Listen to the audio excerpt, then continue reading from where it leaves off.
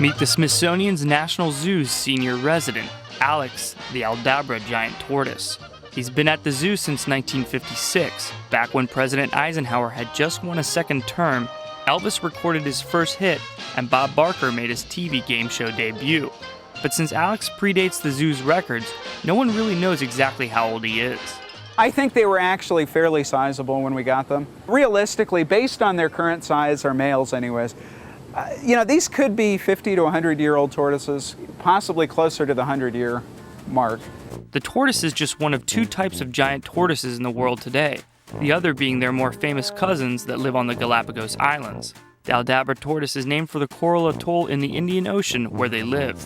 We currently at the zoo have 2 males and 2 females.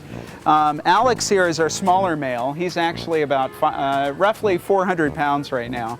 Our larger male, Rulon, who looks like he may join us here, is about 540 pounds right now. Thanks to the zoo's nutrient-rich diet, Alex and Rulon are larger than they would be in the wild, where grasses are their main food.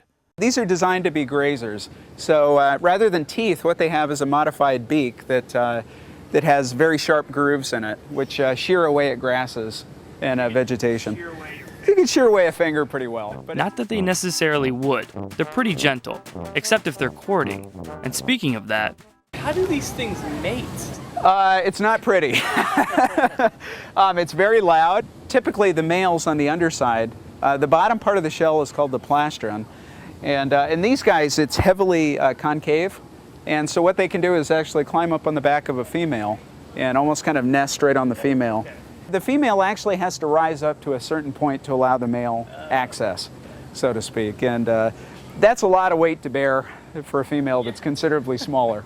Especially here, where the zoo's 2 females weigh no more than 170 pounds each, making any chance of breeding pretty much impossible.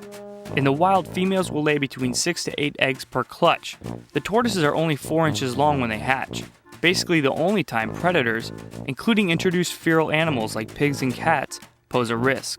If they want to, could they move pretty fast? Fast being probably a mile an hour, maybe even less than that. And while the tortoise population was once down in the thousands, today there are about 150,000 on Aldabra, thanks to the atoll being named a World Heritage Site, meaning that these prehistoric behemoths will stick around long into the 21st century. It's an appreciation of, an animal that has lasted so long. It's a lot of respect. There's a lot of respect in that.